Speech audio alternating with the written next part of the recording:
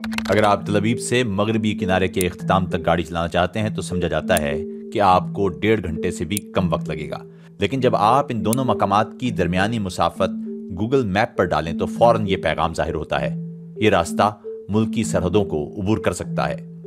اس کا مطلب ہے بین الاقوامی قانون کے مطابق یہ فلسطینی علاقہ ہے، لیکن اسرائیل کا موقف ہے کہ مغربی کنارہ متنازع علاقہ ہے اور خطے کی یہودی تاریخ کے حوالے سے اکثر اسے یودا اور سامریا کہا جاتا ہے۔ بحیرہ روم اور دریائے اردن کے درمیان زمین کا یہ چھوٹا سا ٹکڑا ممکنہ طور پر دنیا کے سب سے پیچیدہ تنازع کا گڑھ ہے، یعنی اسرائیل فلسطین تنازع۔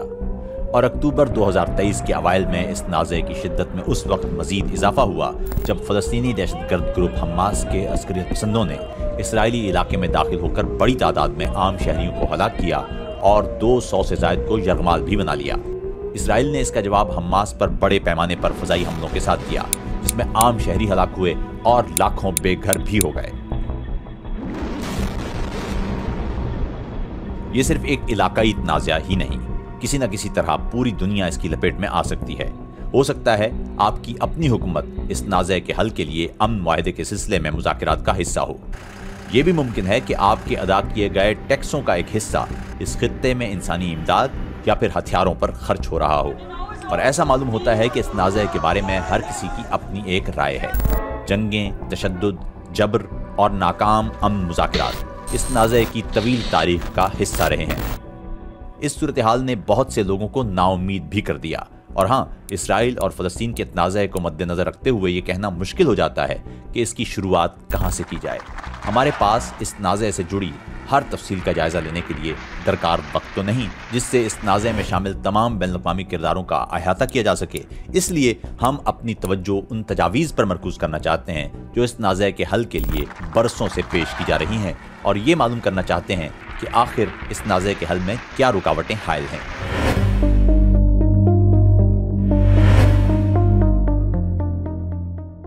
یہاں گہرے نیلے رنگ میں اسرائیل دکھایا گیا ہے۔ یہ دنیا میں یہودی اکثریت والا واحد ملک ہے۔ اس کا قیام یہودیوں کے لیے ان کے تاریخی وطن میں ایک محفوظ ملک کے طور پر عمل میں آیا۔ اسے بہت سے لوگوں نے جرمنی کی طرف سے ہولوکاسٹ میں 60 لاکھ سے زائد یہودیوں کے منظم قتل عام کے بعد ایک ضرورت کے طور پر دیکھا۔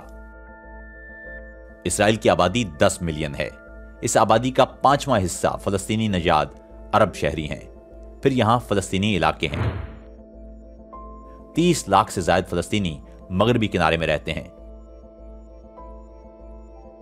یہ علاقہ 1967 سے اسرائیلی فوج کے زیر قبضہ ہے اور اس پر ایک فلسطینی سیاسی جماعت فتح جزوی طور پر حکمران ہے۔ پھر یہ غزہ پٹی ہے جس پر دہشت گرد گروپ حماس کا کنٹرول ہے۔ غزہ کی تمام آبادی گزشتہ 15 سال سے ایک مکمل محاصرے میں رہنے پر مجبور ہے، جو انسانی حقوق کی تنظیموں کے مطابق غیر قانونی ہے، لیکن اسرائیل کا کہنا ہے کہ یہ اس کے تحفظ کے لیے ضروری ہے۔ اور پھر یروشلم ہے، لیکن اس کا ذکر کچھ دیر میں، کیونکہ پہلے کچھ دیگر امور کا تذکرہ کرنا ضروری ہے۔ یہ تنازع بنیادی طور پر زمین اور اس کی ملکیت کا ہے، لیکن اشروں سے جاری یہ تنازع حل کیسے ہوگا؟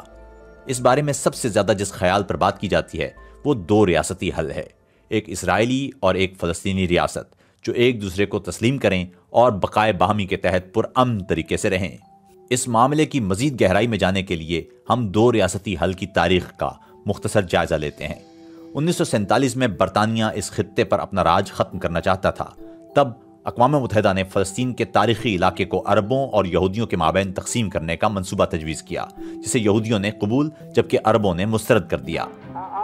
اس کے بعد اسرائیل نے 1948 میں اپنی آزادی کا اعلان کیا تو عرب ممالک کے ایک اتحاد نے اس پر حملہ کر دیا۔ اسرائیل نہ صرف یہ جنگ جیت گیا بلکہ اس نے مزید علاقے حاصل کر لیے۔ اس جنگ اور اسرائیلی ریاست کے قیام کے دوران 7.5 لاکھ فلسطینیوں کو یا تو اپنے گھروں سے فرار ہونا پڑا یا انہیں اس نئی ریاست سے نکال باہر کیا گیا۔ فلسطینی اسے نقبہ یعنی تباہی یا بربادی کے طور پر یاد کرتے ہیں۔ اس کے بعد سے اسرائیل اور خود کو فلسطین کا حامی کہنے والے عرب ممالک کے درمیان کئی جنگیں لڑی جا چکی ہیں، جن کی وجہ سے اس خطے کا نقشہ بھی بارہا تبدیل ہوا۔ اسرائیل اور فلسطینیوں کے درمیان پہلے براہ راست امن معاہدے 1990 کی دہائی میں کیے گئے، جو اوسلو امن معاہدوں کے نام سے جانے جاتے ہیں۔ اس مصافحے نے اسرائیل فلسطینی تنازع کے ممکنہ 2 ریاستی حل پر बरसों की बातचीत का आगाज किया। ये हैं तेल अवीव यूनिवर्सिटी में तनाज़ात के हल और सालिसी के बैनुल-अक़वामी प्रोग्राम के सरबराह नमरूद रोसलर। ये वो वक्त था जब दोनों अतराफ में अमन की उम्मीद उरूज पर थी। और फिर सन 2000 में दोनों फरीकैन कैंप डेविड में इस तनाज़े के हल के बहुत नज़दीक पहुंच गए, लेकिन आखिरकार ये पाया तकमील को न पहुंच सका। जरा ठहरिएगा, तो क्या एक हतमी अमन मुआहदा कभी था ही नहीं? क्यों? आइए अमन मुआहदे की राह में रुकावट बनने वाले चंद नुकात का जायजा लेते हैं। इस ज़िम्न में पहला नुक्ता था यरूशलेम। ये एक ऐसा शहर है जो बड़े तौहीदी मज़ाहिब के पैरोकारों यानी यहूदियों, मसीहियों और मुसलमानों के लिए मुक़द्दस है।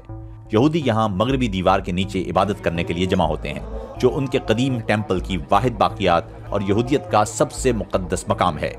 ये जगह मुसलमानों के लिए दीन इस्लाम का तीसरा मुक़द्दस तरीन मकाम है, क्योंकि कहा जाता है कि पैगम्बर इस्लाम को इसी मकाम से जन्नत ले जाया गया था, जहाँ अब मस्जिद अक्सा और डोम ऑफ रॉक वाक़े है, जिसे यहूदियों में टेम्पल माउंट के नाम से जाना जाता है। और क्योंकि ये जगह यहूदियों और मुसलमानों दोनों के लिए बहुत मुक़द्दस है, इसीलिए ये दोनों के माबैन कशीदगी और इश्तियाल अंगेज़ी का एक मुहर्रक भी है। ये सब इसलिए है कि यरूशलेम की हैसियत बहुत मुतनाज़िया है।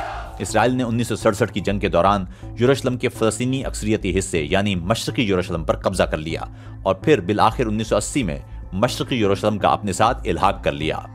इसराइल पूरे यरूशलेम को अपने एक अबदी और गैर मुनक़सिम दारुल हुकूमत के तौर पर देखता है। मौजूदा दौर में इसका क्या मतलब है? तसव्वुर करें कि आप मशरक़ी यरूशलेम में पैदा होने वाले एक फ़लस्तीनी हैं। आप खुद को फ़लस्तीनी महसूस तो कर सकते हैं, लेकिन आपके पास फ़लस्तीनी शनाख्ती दस्तावेज़ात नहीं हैं और आपके पास आम तौर पर इसराइली शहरियत भी नहीं, जिसकी वजह से रोज़मर्रा की ज़िंदगी मुश्किल हो जाती है। मिसाल के तौर पर आपकी रिहायशी हैसियत को मनसूख किया जा सकता है, जो बिलाखिर सेहत की देखभाल और यहाँ तक कि यरूशलेम में दाखिल होने के आपके हक के लिए भी नुकसान का बायस बन सकती है। हमने जिक्र किया कि यहूदी मगरबी दीवार के करीब जमा होते हैं, लेकिन ये सिर्फ इतना ही नहीं। यरूशलेम यहूदियों के लिए मुकद्दस तरीन शहर है और यहूदियों के सबसे अहम मकामात मशरक़ी यरूशलेम में वाक़े हैं। इसी वजह से इसराइल पूरे शहर का निज़ाम अपने हाथ में रखना चाहता है। लेकिन फ़लस्तीनियों के लिए मशरक़ी यरूशलेम मुस्तक़बिल की फ़लस्तीनी रियासत का दारुल हुकूमत है। ये दो रियासती हल की तजवीज़ के लिए ज़रूरी है और ज़्यादातर बैनुल-अक़वामी बरादरी इस ख्याल की हिमायत करती है, तो यहाँ एक तरह का डेडलॉक बन जाता है। ये अमन के हामी और फ़लस्तीनी मशरक़ी यरूशलेम के रिहायशी अदीब जोतिया हैं। इनकी दलील है कि चूंकि यरूशलेम बहुत ख़ास है, इसलिए इसे तकसीम नहीं किया जा सकता। हम दो रियासतें चाहते हैं, दो रियासतें जो एक ही सरजमीन पर हिफाजत और सलामती के साथ आबाद हों। हम इसी की ख्वाहिश रखते हैं। हम चाहते हैं कि यरूशलेम सबके लिए खुला रहे। यरूशलेम सबका है, इसका ताल्लुक तमाम मज़ाहिब से है। यरूशलेम हमें अगले मुतनाज़िया इलाके यानी मगरबी किनारे की तरफ ले जाता है। ये इस खित्ते में सबसे बड़ा फ़लस्तीनी इलाका है। यहाँ और मशरक़ी यरूशलेम में यहूदी सेटलर्स या आबादकारों की तादाद में मुसलसल इजाफा हो रहा है। जब से इसराइल ने 1967 में इन इलाकों पर कब्जा किया था, ये आबादकार बैनुल-अक़वामी कानून की रूह से गैर कानूनी तौर पर यहाँ रह रहे हैं। ऐसा क्यों हुआ? बहुत से आबादकार इस पर मजहबी नुक्ता नज़र से बहस करते हैं। यहूदियों के लिए मगरबी किनारा बहुत से मुकद्दस मकामात का मरकज़ है। दूसरे यहाँ सस्ती रिहाइश और दीगर ऐसे ही फ़वाइद के लिए आबाद हैं, और इसकी एक सियासी वजह भी है। मगरबी किनारा इसराइल के लिए स्ट्रेटेजिक मानी रखता है। इसराइल इसे मशरिक से किए गए किसी भी मुमकिना हमले के खिलाफ अपने दिफा के लिए एक बफर जोन के तौर पर देखता है। यही एक वजह है कि इसराइली हुकूमत फाल तौर पर आबादकारों की इन बस्तियों की हिमायत करती है और इनकी हिफाजत के लिए यहाँ अफवाज तैनात हैं। बहुत से इसराइली इन बस्तियों के खिलाफ हैं, लेकिन वज़ीर आज़म नेतन्याहू की मौजूदा हुकूमत अपनी आबादकारी की पॉलिसियों में मजीद तेजी लाई है। अगर आप मशरक़ी यरूशलेम के आबादकारों को भी शुमार कर लें तो गुज़िश्ता 2 अशरों के दौरान मगरबी किनारे में रहने वाले इसराइली आबादकारों की तादाद बढ़कर 7 लाख हो गई है। याद रखें, यहाँ 30 लाख फ़लस्तीनी रहते हैं। एक नजरिए के तहत तो इसराइल कहता है कि वो तनाज़े का 2 रियासती हल चाहता है, लेकिन मगरबी किनारे में गैर कानूनी बस्तियों की वजह से ऐसा होने का इम्कान कम ही है। मगरबी किनारे में कायम इस इसराइली बस्ती को ले लीजिए, जो इसराइली हुक्काम के ज़ेरे इंतज़ाम है। इसी गली के दूसरी तरफ फ़लस्तीनी हुक्काम के ज़ेरे इंतज़ाम रमल्ला अल-बरी में ये एक फ़लस्तीनी मोहल्ला है। ये मिसाल हकीकतन जाहिर करती है कि यहाँ सूरत हाल कितनी पेचीदा है। 2 रियासती हल का मतलब ये होगा कि इसराइल कम से कम जुज़वी तौर पर मगरबी किनारे से निकल जाए और इस इलाके को फ़लस्तीनी रियासत के लिए छोड़ दे। اور ہم نے ابھی غزہ کے بارے میں بات نہیں کی۔ غزہ میں انسانی صورتحال 7 اکتوبر کے بعد شروع ہونے والے تشدد کی موجودہ لہر سے پہلے بھی سنگین ہی تھی۔ اقوام متحدہ کے مطابق اسرائیلی ناکہ بندی اور 23 لاکھ آبادی کی وجہ سے غزہ میں انتہائی غربت اور بے روزگاری کی شرح بہت زیادہ ہے۔ غزہ کے تقریباً 80% باشندے انسانی امداد پر انحصار کرتے ہیں، اور ویسے مصر بھی غزہ کی ناکہ بندی میں حصہ لیتا ہے۔ قاہرہ حکومت غزہ پٹی کے ساتھ اپنی سرحد سے اس محصور ساحلی علاقے کے اندر اور باہر نقل و حرکت کنٹرول کرتی ہے۔ عام طور پر 2 ریاستی حل کی تجاویز میں غزہ کی پٹی ایک آزاد فلسطینی ریاست کا حصہ بننے جا رہی تھی، لیکن سن 2006 میں یہاں عسکریت پسند تنظیم حماس منتخب ہوئی۔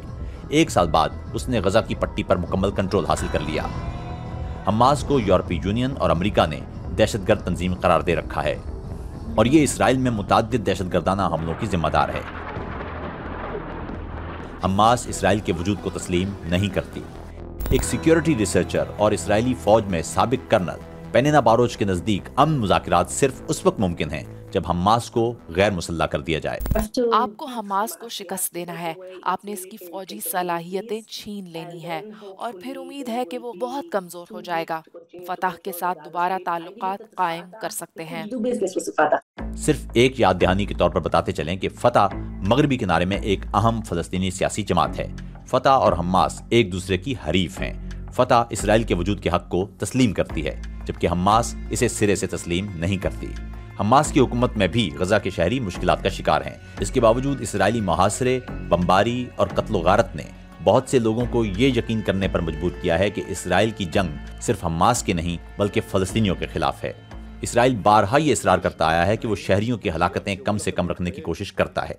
بین الاقوامی سطح پر مسئلہ فلسطین کے حل اور فلسطینی عوام کو حق خود ارادیت دینے کے بارے میں ایک اتفاق رائے موجود ہے۔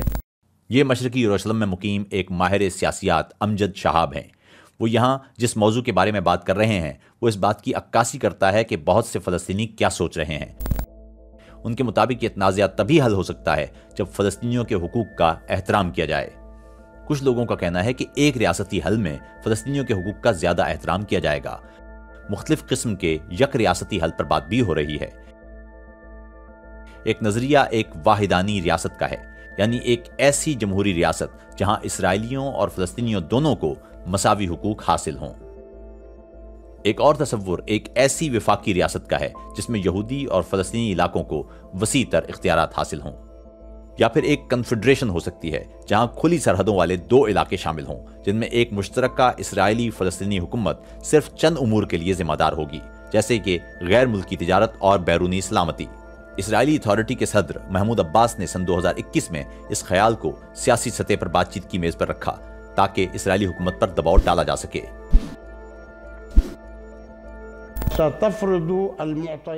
زمینی حالات کا مطلب فلسطین کی تاریخی سرزمین پر ایک ریاست کے اندر سب کے لیے مساوی اور مکمل سیاسی حقوق ہوں گے۔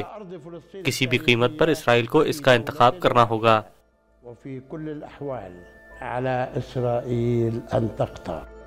لیکن یاد رکھیں کہ ہم نے پہلے کس کے بارے میں بات کی تھی؟ تمام سرکاری امن مذاکرات میں مجوزہ حل صرف 2 ریاستی حل تھے۔ یک ریاستی حل کے خیالات ہمیشہ سے صرف خیالات رہے ہیں۔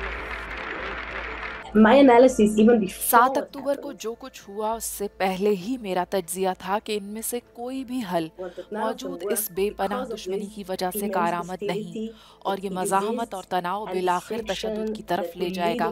اور مجھے لگتا ہے کہ اب اس سے میری رائے کو تقویت ملی ہے کہ آزاد سرحدوں والی ایک ریاست جیسا کوئی حل کوئی جو کام کرے گا۔ اور اس کے ساتھ 2 ریاستی حل کی حمایت دونوں طرف کم ہو چکی ہے۔ تو کیا اسرائیل اور فلسطینی کبھی تشدد اور صدمے کے گھن چکر سے نکلنے کے راستے پر متفق ہوں گے؟ فی الحال ایسا لگتا ہے کہ لوگ صرف ایک ہی چیز پر متفق ہو سکتے ہیں، اور وہ یہ کہ امن ابھی تک پہنچ سے باہر ہے۔ بین الاقوامی قانون، بین الاقوامی قراردادوں اور انسانی حقوق پر مبنی سیاسی حل کے بغیر مجھے نہیں لگتا کہ یہ تنازع ختم ہو سکے گا۔